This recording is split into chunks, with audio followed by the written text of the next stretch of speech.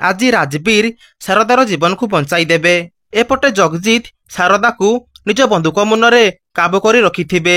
ପୁଣି କହିବେ କି ଶୁଣ ମୁରଲି, ତୁ ଯଦି ତୋ ମାକୁ ବଞ୍ଚେଇ ରଖିବାକୁ ଚାହୁଁଛୁ ତାହେଲେ ପୋଲିସ ବାଲାକୁ ଆଗ ଏଠୁ ବିଦା କର। ଆଉ କହିବେ ତୃଷ୍ଣା ତୁ ବି ଶୁଣ, ସେ ପେନଡ୍ରାଇଭରୁ ତୁରନ୍ତ ସେ ଭିଡିଓ ଡିଲିଟ କର, ନହେଲେ ତୋ ଶାଶୁ ମାର ଖପୁରି ଉଡେଇଦେବି। ତାପରେ ଶାରଦା କହିବେ ନାଇଁ ମୁରଲି, ମୁଁ ମଲେ ପଛେ ମରିଯାଏ, ହେଲେ ଏମାନଙ୍କୁ ଛାଡିବୁନି। ଏମାନେ ଯୋଉ ପାପ କରିଛନ୍ତି ଏମାନଙ୍କୁ ଶାସ୍ତି ମିଳିବା ଦରକାର। ସେଇଠୁ ମୁରଲି ପୁରା ଟେନସନ ହୋଇଯିବେ ଆଉ କହିବେ ନାଇଁ ମା, ଏବେ ତୋଠୁ ବଡ ମୋ ପାଇଁ କିଛି ବି ନୁହଁ। ପୁଣି ମୀରା ତୃଷ୍ଣାକୁ କହିବେ ଏ ପେନଡ୍ରାଇଭକୁ ଏ ପାଣିରେ ପକା ଆଉ ସେ ପ୍ରୁଫକୁ ନଷ୍ଟ କରିଦେ।